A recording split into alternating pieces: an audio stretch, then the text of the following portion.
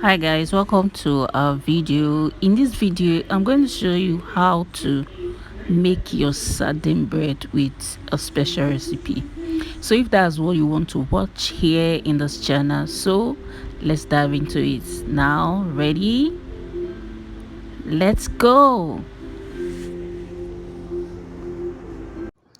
Okay, 4 cups of flour, 2 tablespoons of instant yeast, salt, milk, egg, sugar, butter, melted butter, lukewarm water. Dip your hand in it to test if it's warm. Then add your yeast and sugar. Stir till all combine, then cover for 5 to 10 minutes. Until you see that bubble in it, you know that your yeast is active and ready for use. I'm going to sift my dry ingredients, which are my 4 cups of flour, 2 tablespoons of sugar, and a teaspoon of salt. So I'm going to sift them all out so that my baking can be smooth and good. So let's check if my yeast is active. If you see bubbles in it, know that your yeast is already active, ready for use. But if you didn't see bubble, please throw it away because it's not good for use and your bread won't rise when you are baking. So I'm going to break my raw egg now. Don't mind me using that same spoon to focus on the making and not the mistakes. So I'm going to add my melted butter and milk. I'm going to stir till all combine. So after stirring it, I'm going to pour my wet ingredient to my dry ingredient. Then I'm going to mix till I get it dough. So this is my sardine bread. I'm going to take time to do this tutorial so that you understand what it takes to make a proper sardine bread. So I'm going to pour my wet ingredient to my dry ingredient. I'll stir a little, then I'll start using my hands. When baking, be ready to use your hands for baking because that is where the dirty job starts from. No? So now let's play dirty now by kneading. So I'm going to knead inside this bowl at first. Then after kneading inside this bowl, I'm going to go to my surface, my flat surface. Don't mind me using this bowl first, but I use it first. I did enjoy using it. I have to change my mind and use my other flat surface. This is a plastic surface and I did enjoy baking here, so I have to change to my other flat surface, which I love using for baking. It is easier when I'm using that, so my dough doesn't stick to it and it spreads around when I'm kneading. So when you talk about kneading, be ready to use your hands to work for 15 to 20 minutes. That's where you're going to knead. Yes, so just be prepared for a little bit of exercise. No, if you're not type that don't do exercise, just take this as a workout session. Okay, so now let's go and knead. This is another workout session for our arms. Okay, so I'm going to need, for you to know if your dough is already ready, just take your hands to touch. If it bounces back, it's ready. So for your dough to knead faster, you need butter. Yes, baking without butter is not baking. So I'm going to add butter to it again and start kneading. So I'm going to knead again. That kneading means you are pressing the bread and stretching it out. So now let's see if my dough is ready. If it breaks, it's not ready. So can you see that it's breaking? Look at it again. It's breaking. My dough is not ready. It didn't stretch it. So if you stretch it without breaking, know that your dough is ready. So now let's see again. It will always bounce back because of the yeast in it and it's already soft, so it will bounce back. But let's see if it stretches and did not break.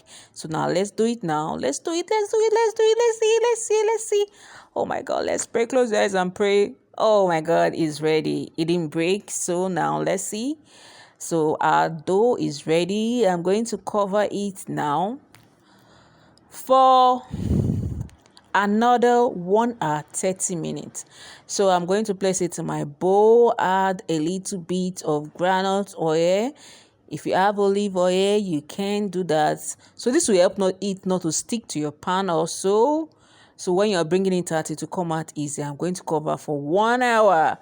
Now this is my pan. I'm going to grease my pan and use my parchment paper. So this is how to dress your parchment paper. You cut out the edge round, then you place it. It will just go in straight and easy.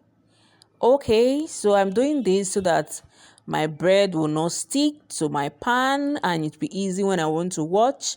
Okay, so that's why I'm using this. Okay, so now pay attention to details when it comes to sardine bread. So now what I'm using first is my normal Titus Sardine. You can use any other sardine. Then I'm using sweet corn, then a little bit of onion. So if you try this method, you enjoy baking, you enjoy eating sardine bread. You can do it without butter if you don't have butter, but me, I'm adding butter to it. So that melted butter will enable everything to cook inside the bread. Now my my dough is ready. So I left it for 1 hour 30 minutes.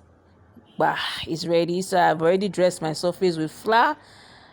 I love this bread. So now this is the part where I have to stretch it a little bit to bring out a little bit of air. Yeah, so I'm flattening it now. So now pay attention when you're baking.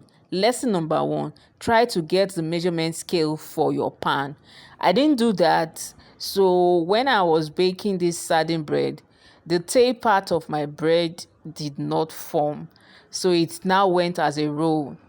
Okay, so first you flatten it, get a roll, place it again, then you flatten it. Oh my god, flatten it again, and again. Then I have to put my sauce, which is my sardine, in it.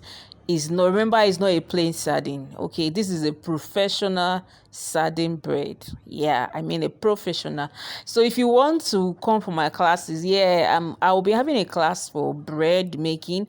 If you are interested in this class, my flyer will be out soon. So for you to join my class for bread making, how to make bread, how to make cookies. Yes, yeah. So those are the 2 things that I'm going to get for my class. So if you're ready, just comment on my comment section that you're ready for my class. Then when the flyer comes, I'll show you the link that you click to join my class.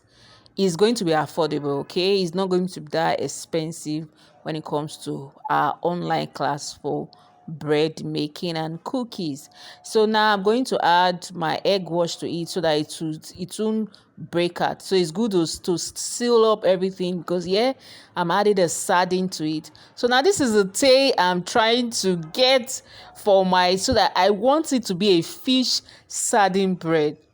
So this is how I form my tail, but I did not measure the scale of my pan. So after dressing it, I found out that my bread is bigger than my pan. The tail in it, I couldn't put it. So this is my pan, which I didn't measure. So I just place it there, and see now, can you see it's not the size? And after rising, you see that it didn't form the tail of the bread. Everything just went inside because it's not the size of my bread, my pan.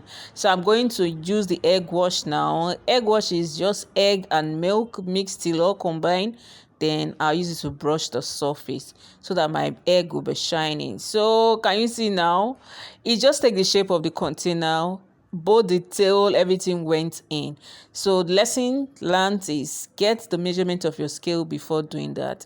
So now this is what I did. Just check the medium heat. So that's how your fire will be when you want to bake. So now let's bake, and voila, this is my sardine bread. Very, very yummy. I love the inside. I love the details of the bread. I love the feeling.